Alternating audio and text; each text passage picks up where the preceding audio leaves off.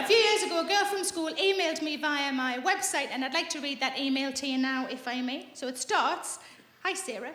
Before you think, who the hell is this writing to me? I used to be Lynn Turner. Well, I suppose in a way I still am, but my name changed when I got married, not just my waistline. I just had to write and get in touch after hearing you on Radio 5 and then spotting you on ITV. You look great, you've hardly changed, how are you doing? I've just been looking at your website, it all looks amazing. I was watching the TV on Saturday night with my husband and 2 boys and you appeared. Thanks, Sarah, you've actually done my street cred the world of good. My boys, aged 11 and 10, are very impressed that Mum went to school with someone famous. We were talking about it all night. Do you ever get back home to South Shields? I hardly ever get back there.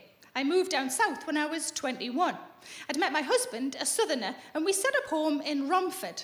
He travels with his job, so we've been lucky enough to live all over the world. We next moved to Denmark, where I gave birth to Giles, and then moved on to Rome, where I gave birth to Harvey. Family complete, we moved to the Middle East. We moved from there to Monaco.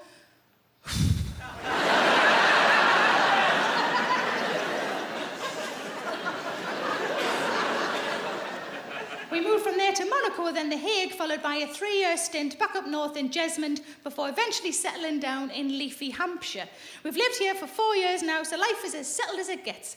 I decided I had to do something else with my life and went back to work last year as a teaching assistant.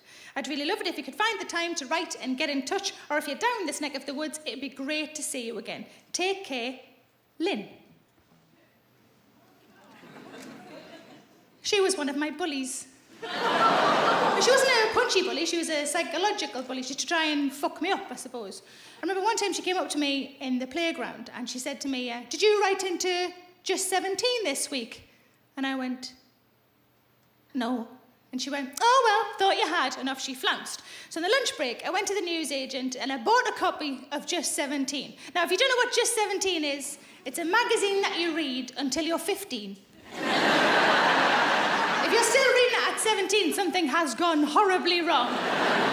Because now you should be reading more magazine and learning about the positions of the fortnight. And just so you know, I've got a wheelbarrow now. Doesn't look anything like that. So I'm standing outside of the newsagent with a copy of Just 17. I flicked to the problem page, and on the perimeter of the problem page are all problems about sex. And I knew she wouldn't think that was me. But right dead centre, right in the middle, was a problem entitled, "Am I a boring square?"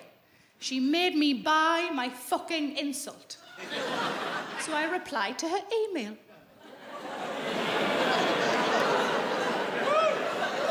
Now, you've got to be careful with this. You've got to be careful, because I might have misremembered things. I might have been overly sensitive at the time. But also, I didn't want to give her anything that she could fling back in my face and say, "You're wrong." So this is all I sent, just the one line. "Hello, Lynn. To be honest, I probably won't reply any more fully than this, as I don't remember you very favourably."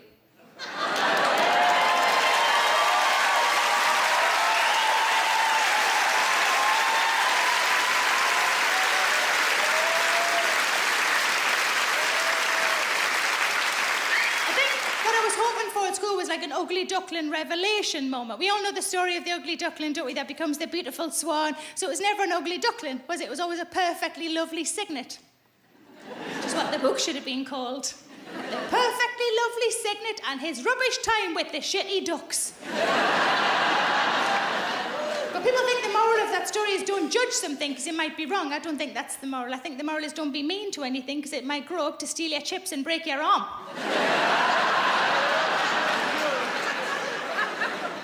Not an ugly duckling moment, there may be a plain Jane Superbrain moment. Now, the only people who are going to get that reference are about my age and watch Neighbours growing up. If you don't know who plain Jane Superbrain was, she's just a girl called Jane who wore glasses. And then one day, they took her glasses off her. They put her in a taffeta dress. And then everyone wanted to fuck her. Even Helen Daniels. That's not how glasses work, though, is it? It's not how glasses work. It's not, is it? You haven't all been looking at me tonight going, "No, I really don't fancy her at all. Fucking hell I would, fucking hell I would." Not even a twinge, not even a twin. Fucking hell, I'd shove it in any hole she'd let us. It's not how glasses work.